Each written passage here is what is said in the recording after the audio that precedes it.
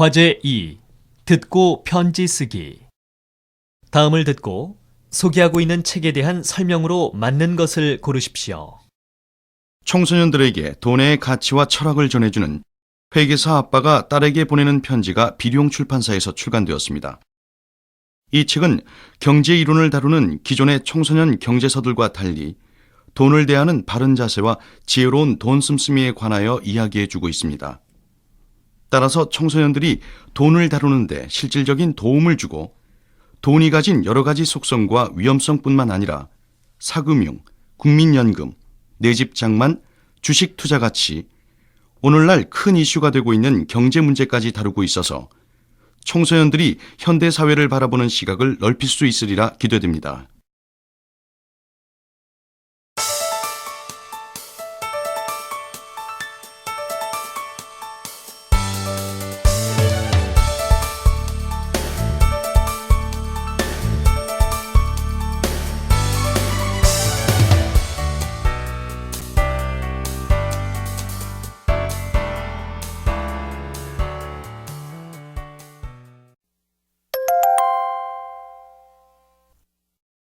듣고 따라하십시오.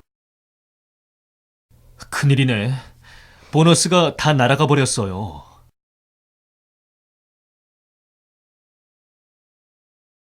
그게 무슨 말이에요? 설마 보너스로 주식을 샀던 건 아니겠죠?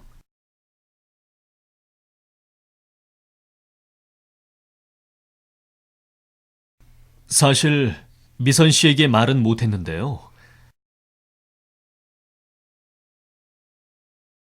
김대리가 크게 이익을 봤다고 하길래 나도 한번 해본 건데 이렇게 될 줄 누가 알았나요?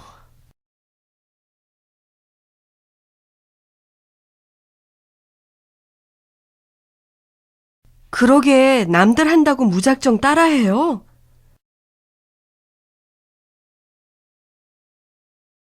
한탕 해보겠다는 마음으로 하는 게 투기지 무슨 투자예요.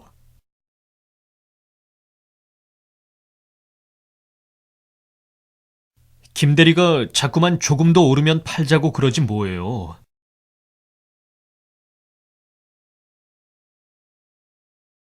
주가가 무릎일 때 사고 어깨에서 팔아야 한다는데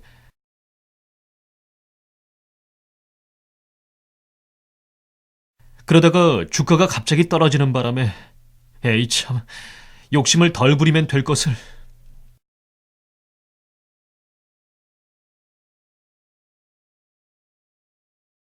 주식 투자는 위험 부담이 크지 않아요?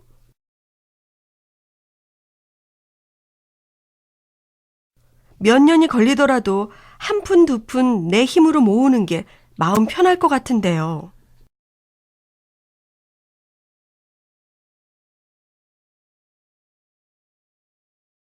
미선 씨는 주식을 너무 부정적으로 생각하는 것 같네요.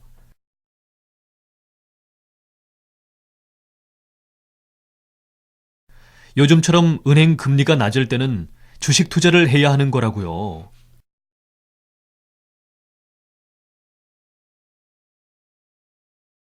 주식에 투자하는 것도 국가 경제나 기업 경제 활동에 도움이 된다고요.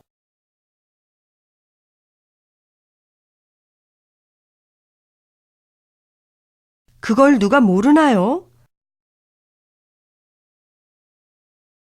문제는 장기적인 안목이나 계획성을 가지고 투자하는 게 아니라 주식 투자가 무슨 복권이라도 되는 양 일단 사고 보자는 식이니 그렇죠.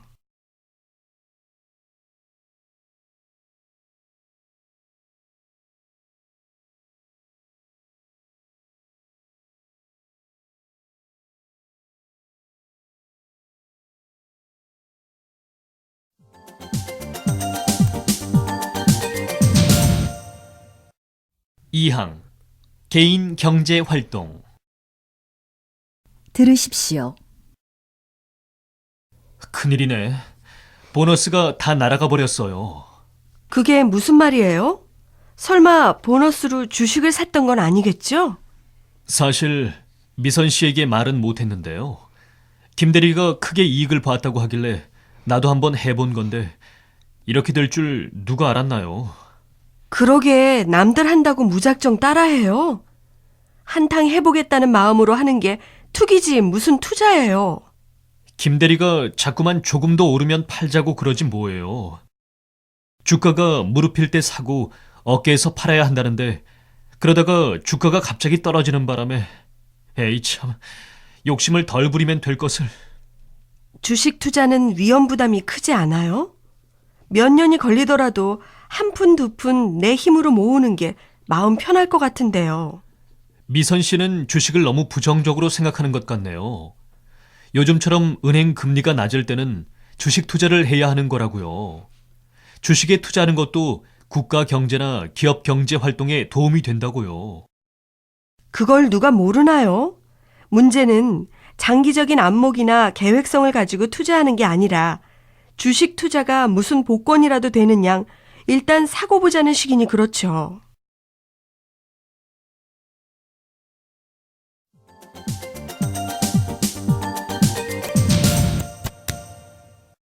과제 2. 듣고 토론하기. 다음을 듣고 질문에 답하십시오. 명품은 사치스럽고 고급스럽다고 사회에서 일반적으로 인정을 받은 재화를 말합니다. 이러한 명품은 과거에는 주로 상류층만이 구매해왔지만 지금은 상류층에 속하지 않는 이들도 상류층을 모방해 명품 구매에 적극적으로 나선 추세입니다. 이런 고가품을 유난히 애호하는 소비자들을 흔히 명품족이라 부르는데 이는 크게 재력이 있는 계층과 없는 계층으로 나눌 수 있습니다. 부자 중에도 검소한 사람이 많지만 대체로 자신의 성취를 과시하고자 하는 젊은 부자나 갑자기 부자가 된 졸부들이 사치품을 더 선호하는 경향이 있습니다. 이들을 과시형 명품 소비자라고 부릅니다. 이 과시 욕구는 명품 구매의 대표적인 원인이라고 할 수 있지요. 그런데 문제는 경제력도 없으면서 사치품을 구매하는 소비자층입니다. 이들이 이런 고가품을 구매하고자 하는 동기는 다시 세 가지로 나눌 수 있습니다. 첫째, 남들이 다 하는 유행이니까 나도 따라가야 한다는 동조형. 둘째, 명품은 나를 돋보이게 해준다고 생각하는 환상형. 그리고 마지막으로 부유층의 명품 소비를 보면서 사촌이 땅을 사면 배가 아프다는 식의 질시와 나도 그들과 다르지 않다는 평등의식을 가지고 명품을 소비하는 질시형이 있습니다. 이뿐만 아니라 고가품을 손에 넣었을 때의 성취감, 사치품 구입을 조장하는 광고나 드라마, 상류층 간의 연결망 형성과 유지의 필요성 등도 현재 명품 구매를 부추기는 원인으로 제시될 수 있습니다.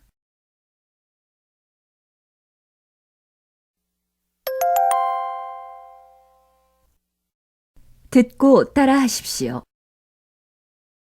왜 그렇게 잔뜩 화가 났어? 방금 세탁소에 갔다 왔는데 이것 봐.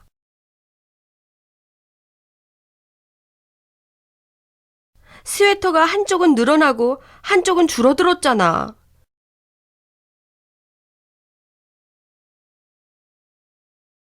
입을래야 입을 수가 없게 생겼는데 주인은 괜찮다는 거야.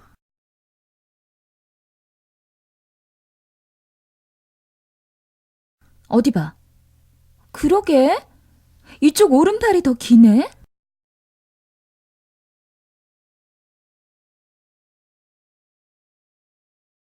그래.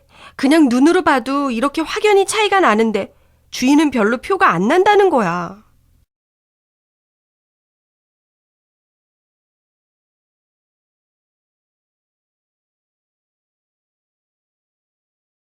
보상해달라고 하지 그랬어. 보상해 달라고 그랬지. 그랬더니 보상은 고사하고 사과 한마디 없더라고. 나원 참.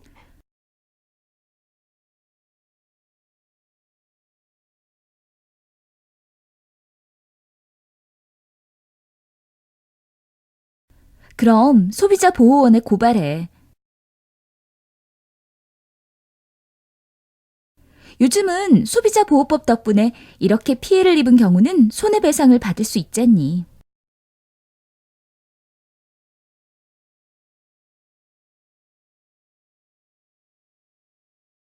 그렇지 않아도 지금 고발을 할까 말까 생각 중이야.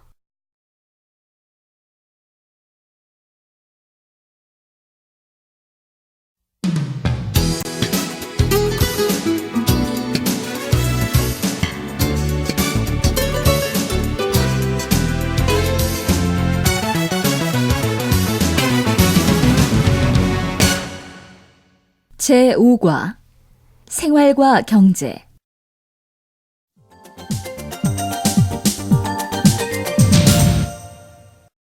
1항 소비 생활 들으십시오. 왜 그렇게 잔뜩 화가 났어? 방금 세탁소에 갔다 왔는데 이것 봐. 스웨터가 한쪽은 늘어나고 한쪽은 줄어들었잖아. 입을래야 입을 수가 없게 생겼는데 주인은 괜찮다는 거야. 어디 봐. 그러게. 이쪽 오른팔이 더 기네. 그래. 그냥 눈으로 봐도 이렇게 확연히 차이가 나는데 주인은 별로 표가 안 난다는 거야. 보상해달라고 하지 그랬어. 보상해 달라고 그랬지. 그랬더니 보상은 고사하고 사과 한마디 없더라고. 나원 참. 그럼 소비자 보호원에 고발해. 요즘은 소비자 보호법 덕분에 이렇게 피해를 입은 경우는 손해배상을 받을 수 있잖니. 그렇지 않아도 지금 고발을 할까 말까 생각 중이야.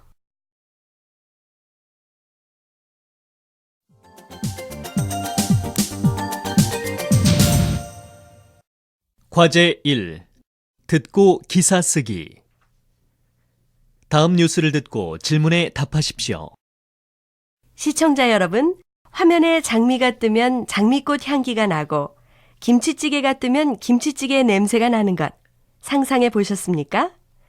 최근 미래과학연구소가 미래사회에 필요한 IT 기술과 그 실현 시기를 예측한 보고서 IT 기술 예측 2020을 발표했는데요. 이 보고서에 의하면 가까운 미래에 이것이 가능하다고 합니다. 김영수 기자가 보도합니다. 네, 미래의 과학기술, 공상과학 영화 속에서나 볼 수 있었던 세상이 멀지 않았습니다. 2012년 신체 상황 인식 기술이 개발되면 가정 내에서는 가족의 건강 상태를 감지하여 집안의 온도, 습도가 자동으로 조절되고 병원에서는 응급 환자의 신분을 홍채로 인식하여 전국 병원에 저장된 진료 기록이 확인됩니다. 또한 2012년 가상현실 시스템 기술이 개발되면 학교에서는 이 기술을 활용하여 개구리 해부 실험 등 실제와 동일한 과학 실험을 할 수 있고 지금은 소실된 문화재를 가상 공간에 복원하여 관람할 수 있게 됩니다. 2014년 입체 영상 기술이 개발되면 외출 전에 미리 어울리는 옷, 가방, 헤어스타일을 3차원 영상으로 살펴볼 수 있습니다. 2015년에는 후각 전달 기술의 개발로 인터넷을 통해 냄새까지 그대로 전달하여 느낄 수 있게 됩니다. 또한 국방 분야에서는 2015년 디지털 군복 기술이 개발되면 군인들은 시력, 청력을 향상시킬 수 있을 뿐만 아니라 색깔도 주변 색에 따라 수시로 바뀌는 군복을 입게 됩니다. 2018년 의료용 마이크로 로봇 기술이 개발되면 마이크로 로봇이 몸 곳곳을 돌아다니며 치료를 하게 됩니다. 영화나 소설 속에서 보던 것이 현실이 되는 것이죠. 그러나 이 보고서에 따르면 현재 우리나라는 네트워크 분야의 기술 수준은 높은 반면 의료, 건축, 국방 분야에서 IT 융합 기술력이 부족한 것으로 나타났습니다.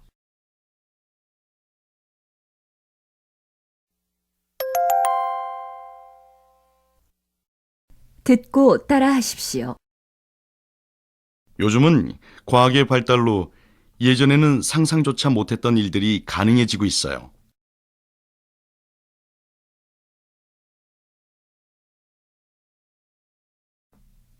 그렇죠?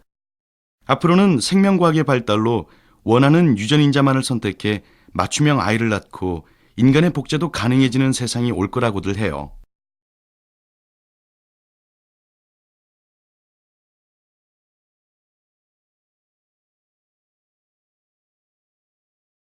양이나 소는 이미 오래전에 복제에 성공한 사례가 있죠.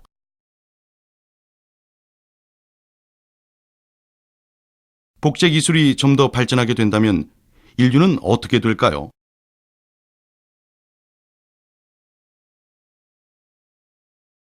복제 기술을 이용한 장기 이식이 가능해져 불치병도 쉽게 고치고 수명도 길어지겠죠.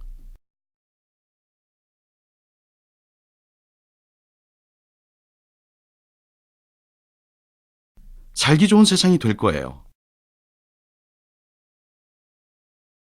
그렇지만 그런 일은 자연의 이치에 어긋나는 일이 아닐까요?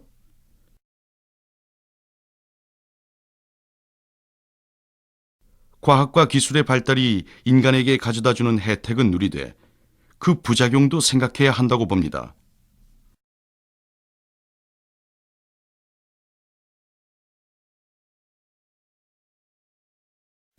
옳고 그름을 따질 수 있는 정확한 기준을 마련하지 않는 한 크나큰 문제를 일으킬 수도 있을 테니까요.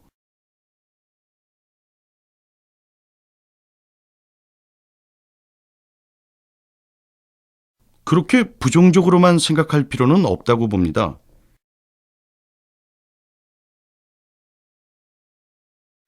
저는 과학과 기술의 발달이 인간의 생활에 미치는 긍정적인 영향이 훨씬 더 크다고 보는데요.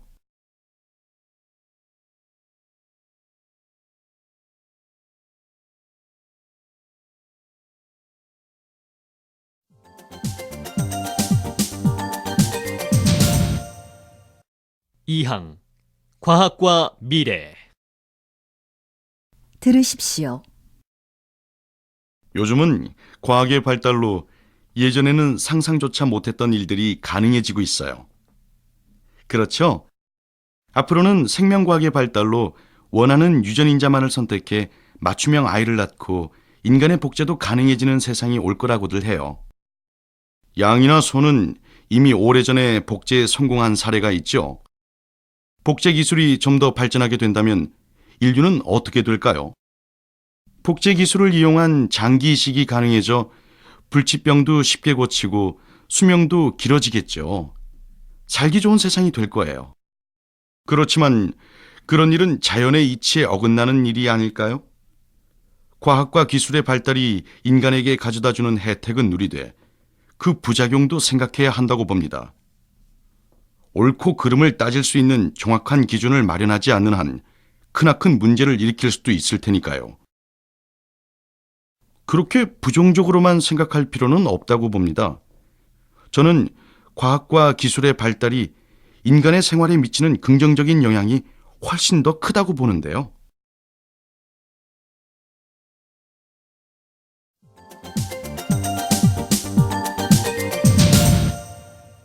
과제 2. 듣고 말하기. 다음은 교수와 학생이 나눈 대담의 일부입니다. 듣고 질문에 답하십시오. 올해 하반기에 서울시가 청소년 교육 프로그램의 하나로 계획한 젊은 리더를 위한 시민 강좌의 첫 주제는 나는 누구인가입니다. 오늘은 이 첫 주제의 강사이신 한국대 철학과 김정호 교수님을 특별한 공간에서 색다른 방식으로 만났습니다. 여기는 한국인들이 사이버 공간에서 시시각각으로 자신의 캐릭터를 진화시키고 있는 PC방인데요. 김 교수님은 같은 과 4학년생인 한영수 군과 한국대 교내 PC방에서 롤플레잉 게임인 리니지에 참여하여 스승과 제자가 아니라 생사를 걸고 전투를 벌이는 전사가 됐습니다. 다음은 게임을 하고 나서 두 사람이 사이버 공간의 자아 정체성에 대해 나눈 대담의 일부입니다. 이거 쉽지 않군. 뭐 교수라고 봐주는 것도 없네. 죄송합니다. 게임은 게임이죠. 게임에서는 평소의 한군과 사뭇 다른 모습을 보여주더군. 예의 바르고 신중하던 성격 이면에 이런 공격성이 숨어있는 줄은 몰랐어. 어차피 다른 환경에서 다른 캐릭터로 나섰으니 현실에서 못해보는 역할을 한번 신나게 해보고 싶더라고요. 그런데 때론 어떤 것이 진짜 저의 모습인지 조금 혼란스러울 때도 있습니다. 그건 한군이 그래도 현실에 뿌리박고 있다는 증거야. 그런데 사이버 공간에서의 자아 정체성은 현실과 달리 아주 임의적이고 우발적으로 조작된 거지. 자기 캐릭터를 쉽게 바꾸거나 심지어 팔아치우기도 하지 않나. 단 한 번뿐인 현실 공간의 인생까지 그렇게 무책임하게 살려고 하는 사람들이 늘어나지 않을까 걱정이네. 하지만 현실에서도 사람들은 여러 가지 얼굴을 갖고 살아가지 않나요? 다중적 자아가 있다고 해서 자기 정체성이 깨지는 것은 아닌 듯합니다. 리니지 속의 전사, 그리고 현실 세계에서 강의를 듣는 학생, 가족들과 함께 저녁을 먹는 아들. 조금 혼란스러울 수는 있겠지만 의식의 연속성이 유지된다면 자기 동일성을 유지할 수는 있다고 생각합니다.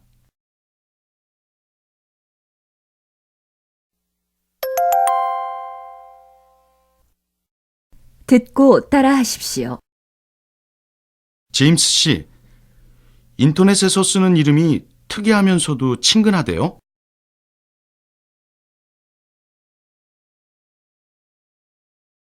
아, 지난번 제 홈페이지에 들렀다가 보셨군요.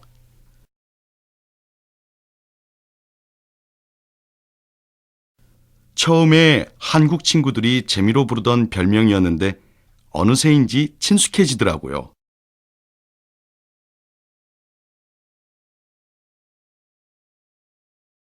네, 아주 반가웠었어요. 저같이 007 영화를 즐겨보는 사람에게는.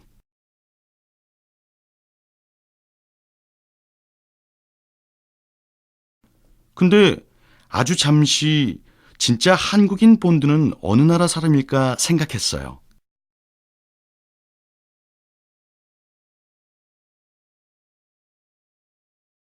아니, 그런 생각을 하시다니요. 그냥 가볍게 한국 친구들과 인터넷으로 만날 때 쓰는 이름인걸요.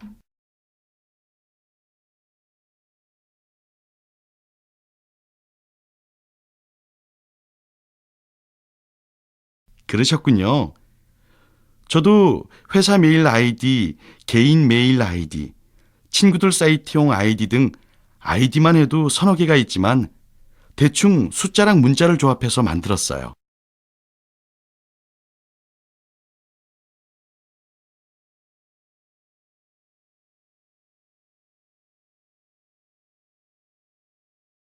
맞아요. 저도 보통은 그런데 제 홈피에서만은 좀 특별한 이름을 쓰고 싶었답니다.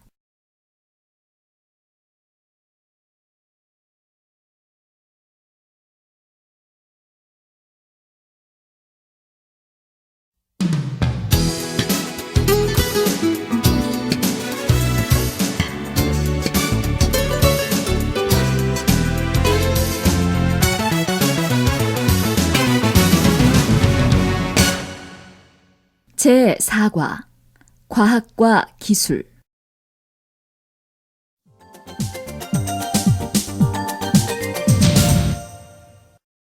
1항 인터넷과 인간.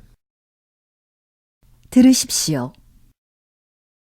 제임스 씨, 인터넷에서 쓰는 이름이 특이하면서도 친근하대요? 아, 지난번 제 홈페이지에 들렀다가 보셨군요. 처음에 한국 친구들이 재미로 부르던 별명이었는데 어느새인지 친숙해지더라고요. 네, 아주 반가웠었어요. 저같이 007 영화를 즐겨보는 사람에게는. 근데 아주 잠시 진짜 한국인 본드는 어느 나라 사람일까 생각했어요. 아니, 그런 생각을 하시다니요.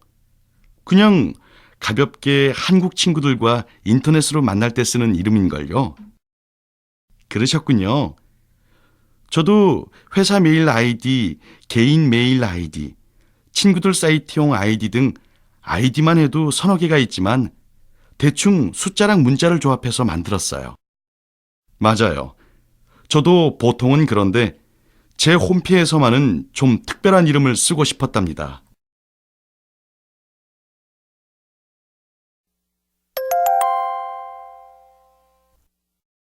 듣고 따라하십시오.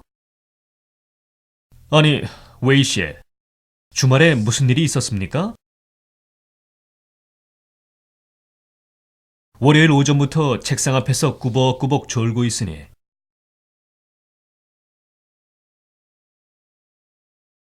주 5일 근무제라 주말에 편히 쉴 수 있잖아요.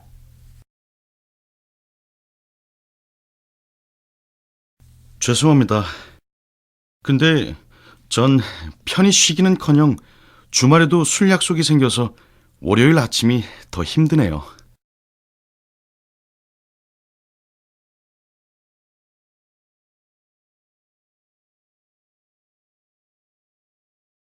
하긴 신문을 보니까 늘어난 여가 시간에 뭘 해야 좋을지 모르는 사람들이 많다더군요.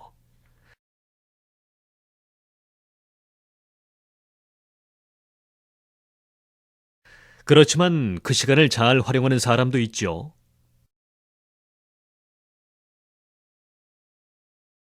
그 외에 영업부의 박 대리는 주말마다 사진을 찍으러 가고, 총무부의 윤지연 씨는 재즈 댄스를 배우나 보던데,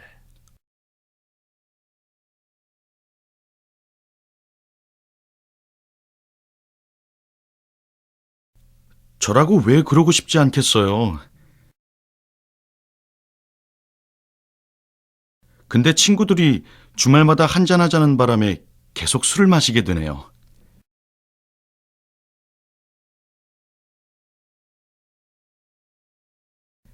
웨이 씨도 뭔가 여가 시간을 알차게 보낼 방법을 찾아보세요.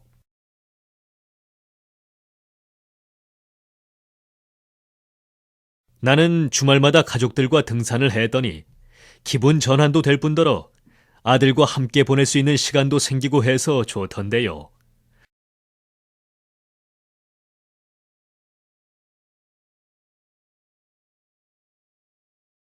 사실 바빠서 얼굴 보기도 힘들었거든요. 그래야죠. 안 그래도 이번 주말부터는 보고 싶던 연극이나 뮤지컬 관람을 할까 해요.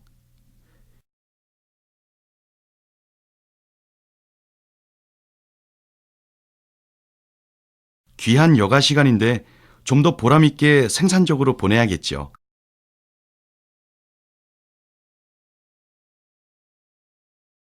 그러면 한 주 동안 일에 지친 몸이 재충전도 될 테고.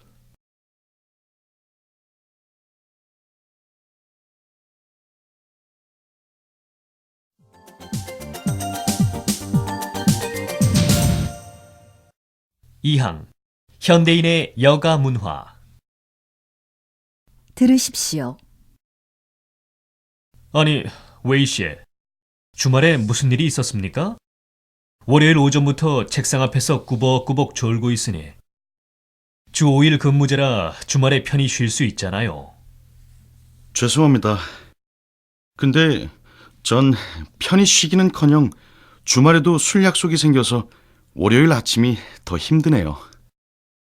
하긴 신문을 보니까 늘어난 여가 시간에 뭘 해야 좋을지 모르는 사람들이 많다더군요. 그렇지만 그 시간을 잘 활용하는 사람도 있죠. 그 외에 영업부의 박 대리는 주말마다 사진을 찍으러 가고, 총무부의 윤지연 씨는 재즈 댄스를 배우나 보던데, 저라고 왜 그러고 싶지 않겠어요. 근데 친구들이 주말마다 한잔하자는 바람에 계속 술을 마시게 되네요. 웨이 씨도 뭔가 여가 시간을 알차게 보낼 방법을 찾아보세요. 나는 주말마다 가족들과 등산을 했더니 기분 전환도 될 뿐더러 아들과 함께 보낼 수 있는 시간도 생기고 해서 좋던데요. 사실 바빠서 얼굴 보기도 힘들었거든요. 그래야죠. 안 그래도 이번 주말부터는 보고 싶던 연극이나 뮤지컬 관람을 할까 해요. 귀한 여가 시간인데 좀 더 보람 있게 생산적으로 보내야겠죠. 그러면 한 주 동안 일에 지친 몸이 재충전도 될 테고.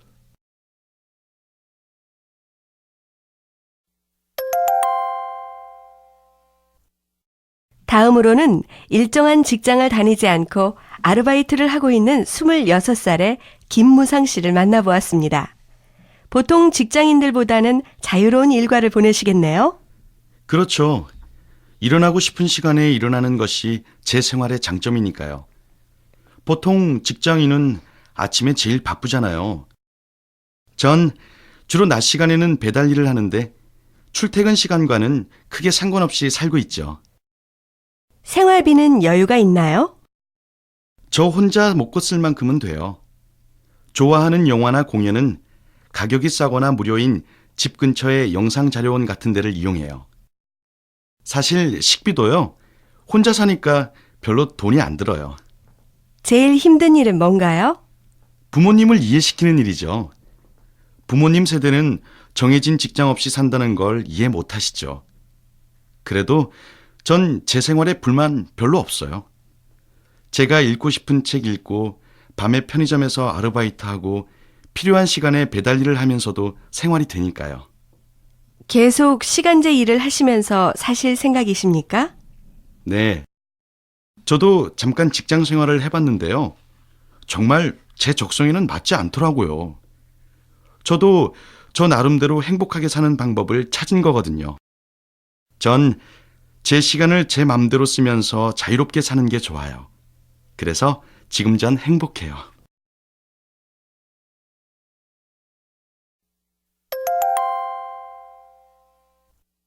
다음으로 투자 전문가로 활동하시는 42세의 정연세 씨를 만나보았습니다. 하루 일과를 말씀해 주시겠습니까? 네. 보통 5시쯤 일어납니다. 신도시에 사니까 시내까지 출퇴근 시간이 1시간 반쯤 걸리거든요. 아침은 간단하게 빵과 커피로 때우지요. 보통 8시에 근무가 시작되고요. 퇴근 시간이 있기는 있지만 제 시간에 퇴근하기가 힘들어요. 야근도 자주 합니다. 퇴근 후에는 가족과 시간을 보낼 수 있나요? 이렇게 바쁘니 가족들과 지내는 시간은 물론이고 아무리 아파도 병원에 갈 시간조차 없어요.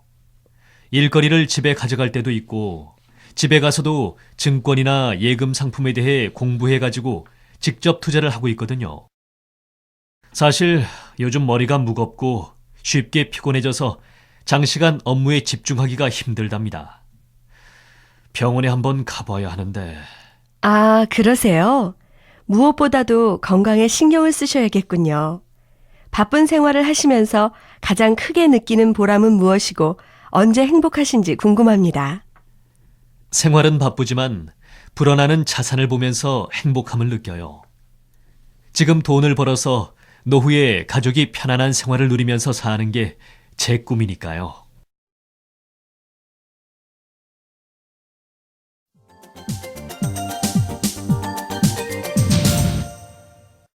과제 1. 듣고 말하기. 다음을 듣고 질문에 답하십시오. YBS FM이 가정의 달 특집으로 한국인의 일상을 살펴보았습니다. 제일 처음 만난 분은 충남에 사시는 37살의 이경훈 씨입니다. 이경훈 씨는 대기업을 다니시다가 귀농하셨다고 들었습니다. 무슨 계기가 있었나요? 직장 생활에서 받는 스트레스가 너무 심해서요. 아버지가 하시던 목장 일을 하기로 했죠. 하루 일과를 소개해 주시겠습니까? 저는 새벽 4시 반이면 일어납니다. 소 젖을 짜서 우유 회사차에 실어 보내면 오전 7시가 되고요. 소들에게 먹이를 주고 저도 아침을 먹은 후에 축사를 청소합니다. 오후가 되면 어린 소들을 돌보고요. 아무래도 젖소 일정에 맞춰 하루가 돌아가죠. 힘든 일은 뭔가요? 목장을 확장하느라 빌린 대출금 문제요. 아직은 대출금 갚느라 형편이 넉넉하지 않고요.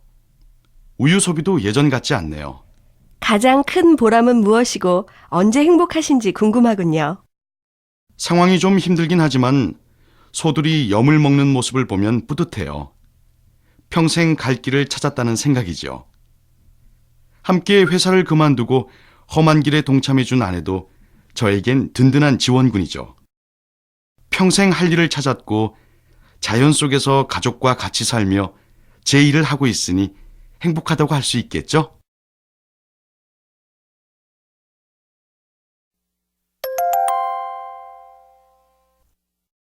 듣고 따라하십시오. 아, 민철 씨, 지금 출근하세요? 네, 제임스 씨. 아직 이른 시간인데 오늘은 일찍 출근하시네요.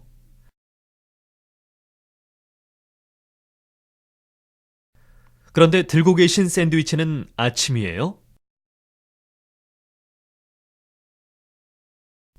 네. 일찍 온 김에 지하철역 근처의 샌드위치 가게에서 한번 사봤어요.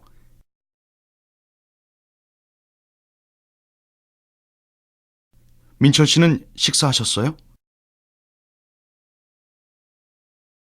아직요. 교통체증을 피하느라고 일찍 나오다 보니 집에서는 아침을 먹기가 힘들어요.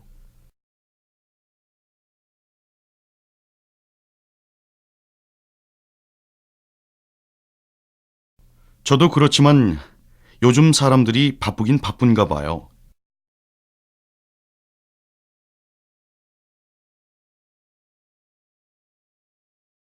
빵 한 조각으로 때울 시간이 없어서 아침을 거르기가 일쑤인 걸 보면요.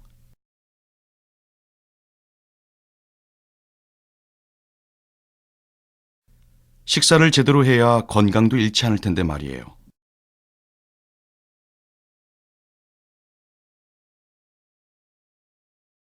그래서 저는 어떻게든 아침을 챙겨 먹으려고 하는 편이에요.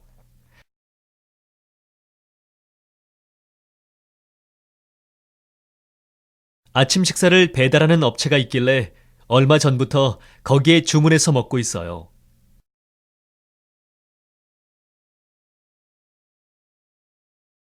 사무실까지 배달도 해주니까 여러모로 편리하고 무엇보다 시간이 절약되어서 좋아요.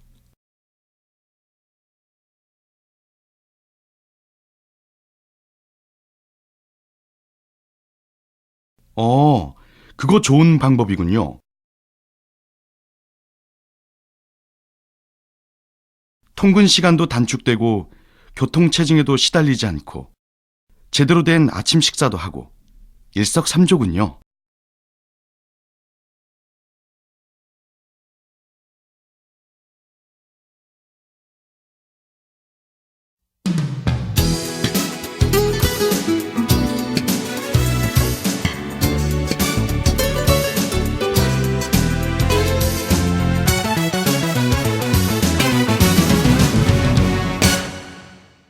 제3과 일상생활과 여가 문화.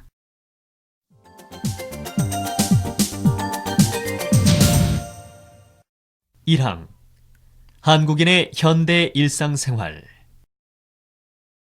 들으십시오. 민철 씨, 지금 출근하세요? 네, 제임스 씨. 아직 이른 시간인데 오늘은 일찍 출근하시네요. 그런데 들고 계신 샌드위치는 아침이에요? 네. 일찍 온 김에 지하철역 근처의 샌드위치 가게에서 한번 사봤어요. 민철 씨는 식사하셨어요? 아직요. 교통체증을 피하느라고 일찍 나오다 보니 집에서는 아침을 먹기가 힘들어요. 저도 그렇지만 요즘 사람들이 바쁘긴 바쁜가 봐요. 빵 한 조각으로 때울 시간이 없어서 아침을 거르기가 일쑤인 걸 보면요. 식사를 제대로 해야 건강도 잃지 않을 텐데 말이에요. 그래서 저는 어떻게든 아침을 챙겨 먹으려고 하는 편이에요. 아침 식사를 배달하는 업체가 있길래 얼마 전부터 거기에 주문해서 먹고 있어요. 사무실까지 배달도 해주니까 여러모로 편리하고 무엇보다 시간이 절약되어서 좋아요. 그거 좋은 방법이군요. 통근 시간도 단축되고 교통체증에도 시달리지 않고 제대로 된 아침 식사도 하고 일석삼조군요.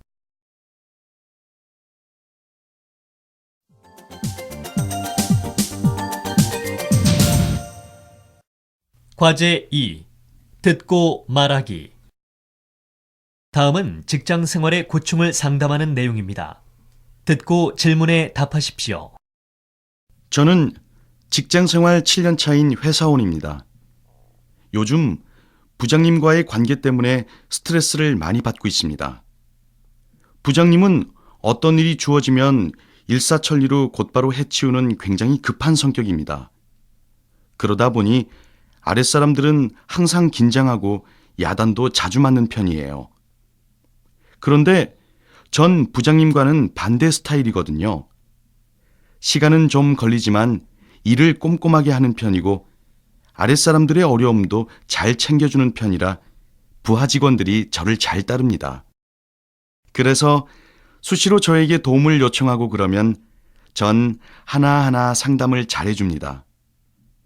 그러는 절 보고 부장님은 일을 열심히 하지 않는다, 업무 중에 잡담을 한다 하면서 요즘 부쩍 트집을 잡습니다. 말투 속에는 저를 질시하는 듯한 느낌이 많이 있어요. 사실 부장님은 저희 부서의 최고 상사이기 때문에 원만한 관계를 유지하고 싶은데 잘 안 됩니다. 우선은 상대가 부장이고 상사이기 때문에 부하 직원으로서 원만한 관계를 유지하려면 첫 번째는 상사의 스타일에 맞추는 것이 제일 좋은 방법입니다. 상사의 일처리나 판단이 마음에 들지 않더라도 그것에 대해 거부감을 보이거나 반발을 하면 그걸 받아들일 상사는 거의 없습니다. 그러니 업무 방식을 부장님 스타일에 맞춰 부장님이 제일 먼저 처리하고 싶어하는 일을 빨리 끝내세요. 그리고 동료나 아랫사람들에 대한 조언도 부장님이 보지 않는 곳에서 하거나 식사 시간을 이용해서 하는 게 좋겠습니다. 상사보다 아랫사람이 다른 직원들에게 인기가 있어 보이는 것은 오히려 마이너스 요소로 작용하기 쉽거든요. 그리고 부장님 덕분에 업무 처리 능력이 빨라졌다는 감사성 말을 사석을 이용해서 해보세요. 상대를 칭찬하고 치켜 세워주는 것을 싫어할 사람은 아무도 없습니다.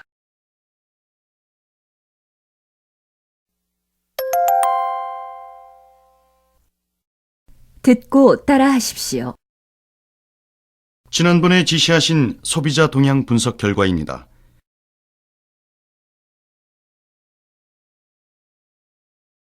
직접 현장에 나가 현재 판매 중인 상품에 대한 시장 조사를 하고 신제품 개발에 대한 소비자 요구를 조사했습니다.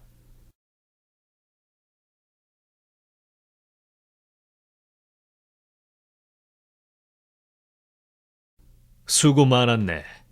그래, 현장 조사는 어떻게 진행했나?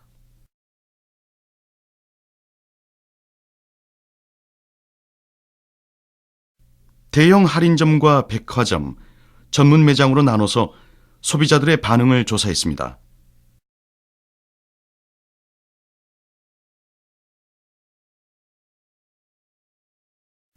설문에 응해준 소비자들에게는 회계과에서 받은 비용으로 자그마한 사은품을 증정했고요.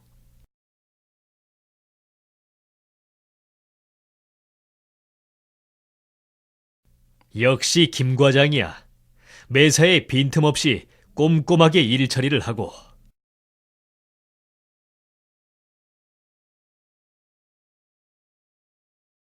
별 말씀을요. 당연히 제가 해야 할 일인데요.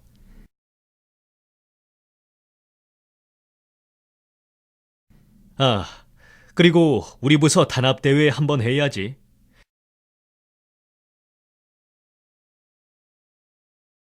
이럴 때 한 잔 해야 또 일할 맛 나지.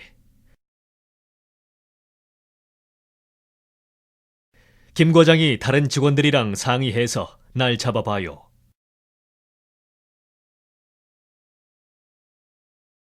이 차는 내가 책임질 테니까.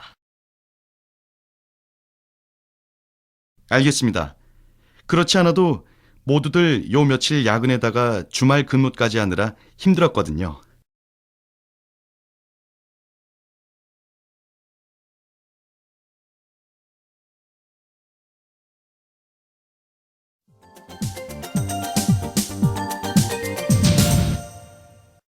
이항 직장 내에서.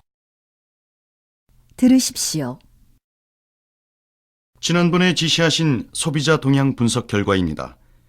직접 현장에 나가 현재 판매 중인 상품에 대한 시장 조사를 하고 신제품 개발에 대한 소비자 요구를 조사했습니다.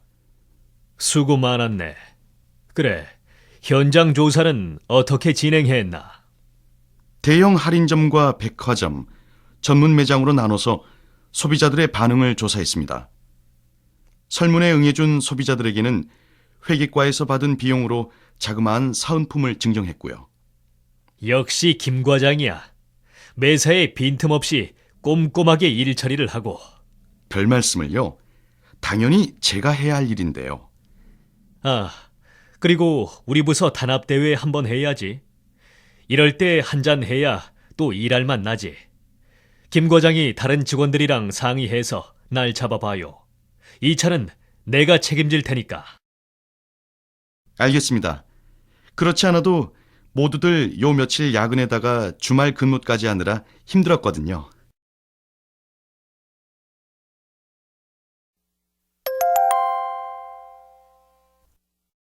듣고 따라하십시오. 졸업 후에 어떤 일을 해야 할지 고민이에요. 무엇보다 자신에게 맞는 일, 자신이 하고 싶은 일을 찾아야 하지 않을까요?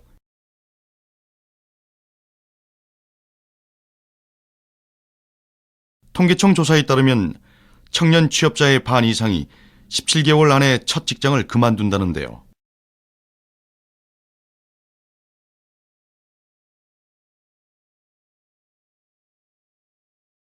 정말 그런 것 같아요. 4년째 직장 생활을 하고 있는 선배가 있는데 요즘도 일이 적성에 안 맞는다며 많이 힘들어 하던데요.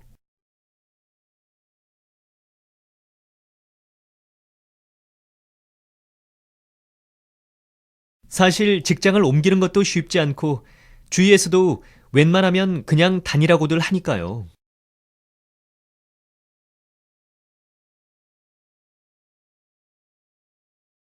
수십 대 1의 경쟁을 뚫고 어렵게 입사하고도 얼마 지나지 않아 그만두는 직장인이 많다는 건 사람들이 직업에 대한 구체적인 정보도 잘 알아보지 않거니와 흥미와 적성을 신중히 고려하지 않기 때문은 아닐까요?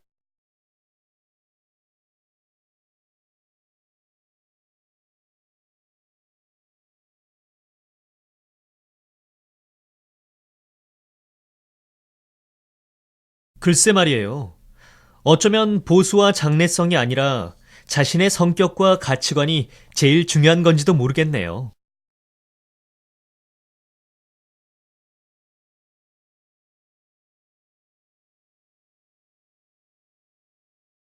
왜, 영수 씨도 아시죠? 안철수 같은 분도 어려운 과정을 거쳐 의사가 되었음에도 불구하고 진정 하고 싶은 일을 하겠다는 의지로 컴퓨터 소프트웨어 업계에 뛰어들어 성공했다는 거요.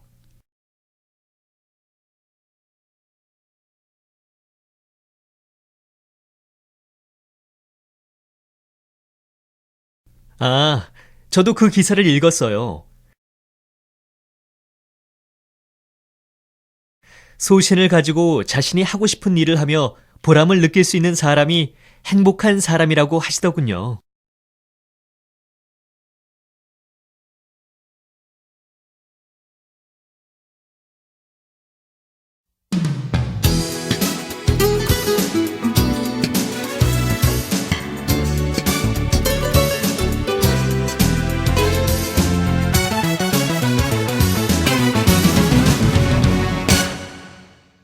제2과 직업과 직장.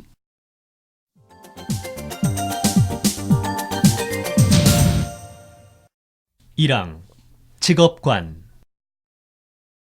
들으십시오. 졸업 후에 어떤 일을 해야 할지 고민이에요. 무엇보다 자신에게 맞는 일, 자신이 하고 싶은 일을 찾아야 하지 않을까요? 통계청 조사에 따르면 청년 취업자의 반 이상이 17개월 안에 첫 직장을 그만둔다는데요. 정말 그런 것 같아요.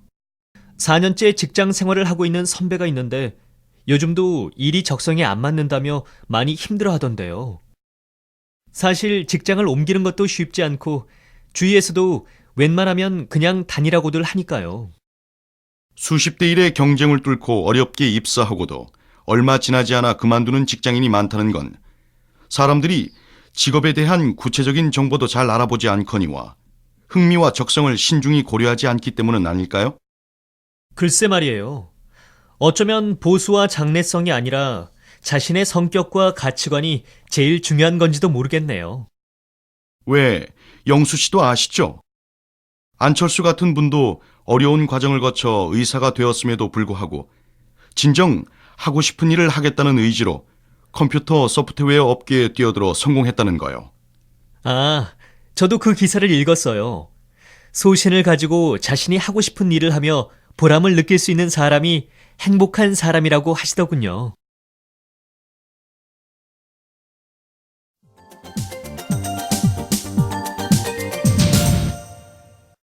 과제 2. 듣고 말하기. 다음을 듣고 질문에 답하십시오. 전국 5개 도시 20, 30대 기혼 남녀 226쌍을 대상으로 전화 면접을 통해 부부간의 호칭을 조사한 결과 20, 30대 남편들은 아내를 부를 때 누구와 함께 있느냐와는 상관없이 이름으로 부르는 경우가 가장 많은 것으로 나타났습니다. 이러한 결과로 볼 때 남편들은 상황과 관계없이 연애 시절부터 편하게 부르던 호칭을 결혼 후에도 계속 사용하고 있음을 짐작할 수 있습니다. 그러나 이름 다음으로는 상황에 따라 다소간의 차이가 있었습니다. 즉, 둘만 있을 경우에는 자기 또는 자기야라는 호칭을 사용하는 반면 부모님이나 자녀와 함께 있을 때에는 아이의 이름을 넣어 누구 엄마라는 호칭을 사용하는 것으로 나타났습니다. 20, 30대 아내의 경우 대부분의 상황에서 오빠라는 호칭을 가장 많이 사용하였으나 자녀 앞에서는 누구 아빠라는 호칭을 가장 많이 사용하였습니다. 이러한 결과로 미루어 볼 때 아내는 남편보다 자녀에게 더 많은 신경을 쓰고 있음을 알 수 있습니다. 그리고 아내의 경우도 오빠 다음으로는 경우에 따라 달랐는데 둘만 있을 경우에는 자기 또는 자기야라는 호칭을, 부모님과 함께 있을 때는 누구 아빠라는 호칭을, 그리고 자녀와 함께 있을 때는 오빠라는 호칭을 사용하였습니다. 아내가 남편보다 상황에 따라서 호칭을 다르게 사용하고 있다는 이러한 조사 결과는 여성이 남성보다 사람과 사람 사이의 관계적 측면에 더 신경을 쓴다는 사회적 통념을 보여준다고 할 수 있습니다.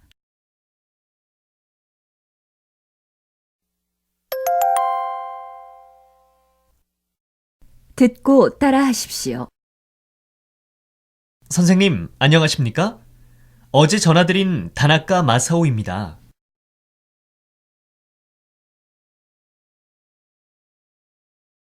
오랜만이네. 어서 오게. 그래, 무슨 일로 날 보자 했나?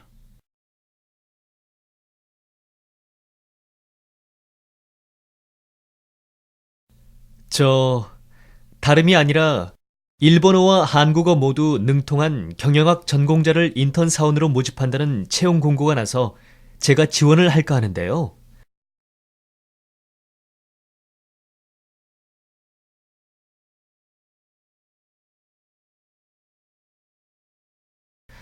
선생님, 번거롭게 해드려 죄송한데 추천서를 좀 부탁드리려고 왔습니다.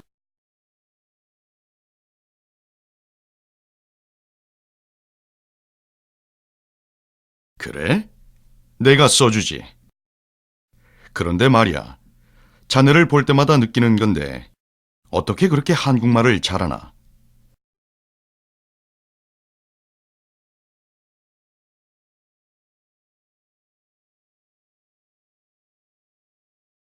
자네 이름을 얘기 안 하면 밖에서들 한국 사람인 줄 알지?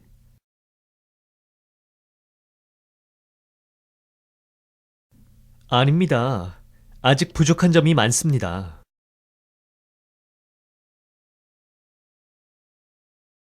자넨 참 겸손하기도 하군 그래. 추천서 써가지고 과 사무실에 맡겨놓을 테니 내일 모레쯤 찾아가게.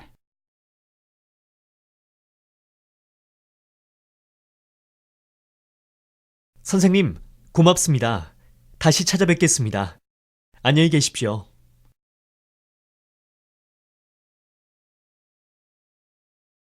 언제 식사나 한번 하세. 좋은 소식 전해주게.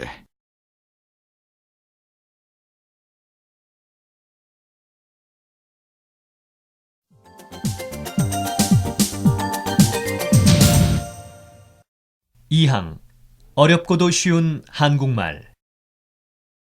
들으십시오. 선생님, 안녕하십니까? 어제 전화드린 다나카 마사오입니다. 오랜만이네. 어서 오게. 그래, 무슨 일로 날 보자 했나? 다름이 아니라 일본어와 한국어 모두 능통한 경영학 전공자를 인턴 사원으로 모집한다는 채용 공고가 나서 제가 지원을 할까 하는데요. 선생님, 번거롭게 해드려 죄송한데 추천서를 좀 부탁드리려고 왔습니다. 그래? 내가 써주지. 그런데 말이야, 자네를 볼 때마다 느끼는 건데 어떻게 그렇게 한국말을 잘하나? 자네 이름을 얘기 안 하면 밖에서들 한국 사람인 줄 알지? 아닙니다. 아직 부족한 점이 많습니다. 자넨 참 겸손하기도 하군 그래. 추천서 써가지고 과사무실에 맡겨놓을 테니 내일 모레쯤 찾아가게. 선생님, 고맙습니다. 다시 찾아뵙겠습니다. 안녕히 계십시오. 언제 식사나 한번 하세. 좋은 소식 전해주게.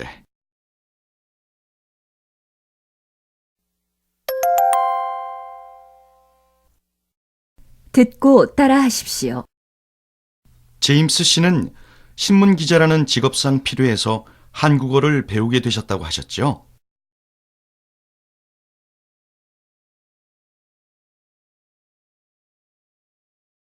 네. 아시다시피 갑자기 한국 지사로 파견되는 바람에 한국어가 당장 필요했거든요.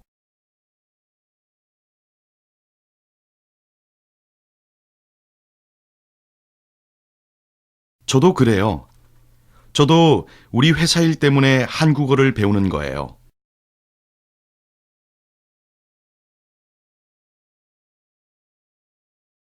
일하면서 배우려니 공부할 시간은 없고 갈수록 문법은 복잡해지고 그래서 걱정이에요.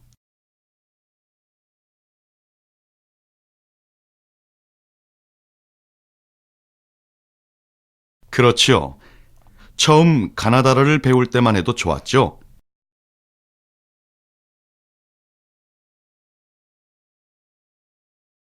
그때는 이렇게 문법이 어려울 거라고는 생각조차 못했잖아요.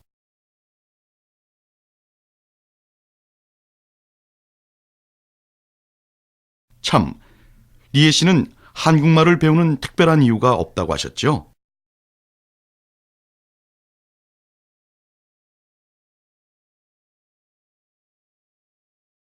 네, 저는 한국 문화를 접하고 싶어서 한국에 왔어요.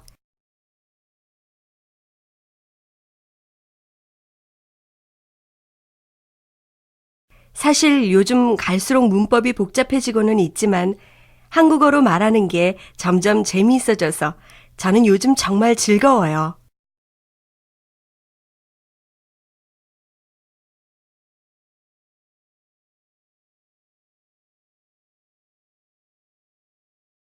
정말 부럽네요.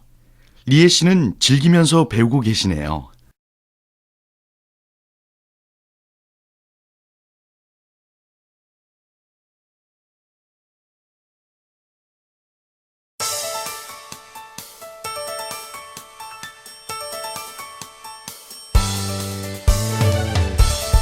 연세 한국어 5 연세대학교 출판고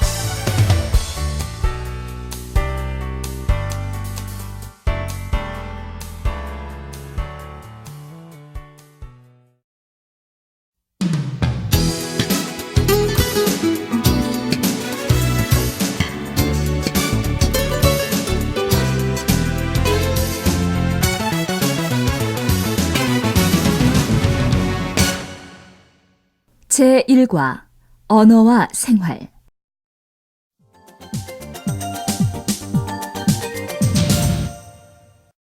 1항 한국어 배우기 들으십시오. 제임스 씨는 신문 기자라는 직업상 필요해서 한국어를 배우게 되셨다고 하셨죠? 네. 아시다시피 갑자기 한국 지사로 파견되는 바람에 한국어가 당장 필요했거든요. 저도 그래요. 저도 우리 회사 일 때문에 한국어를 배우는 거예요. 일하면서 배우려니 공부할 시간은 없고 갈수록 문법은 복잡해지고 그래서 걱정이에요. 그렇지요. 처음 가나다라를 배울 때만 해도 좋았죠. 그때는 이렇게 문법이 어려울 거라고는 생각조차 못했잖아요. 참, 리에 씨는 한국말을 배우는 특별한 이유가 없다고 하셨죠? 네, 저는 한국 문화를 접하고 싶어서 한국에 왔어요. 사실 요즘 갈수록 문법이 복잡해지고는 있지만 한국어로 말하는 게 점점 재미있어져서 저는 요즘 정말 즐거워요. 정말 부럽네요. 리에 씨는 즐기면서 배우고 계시네요.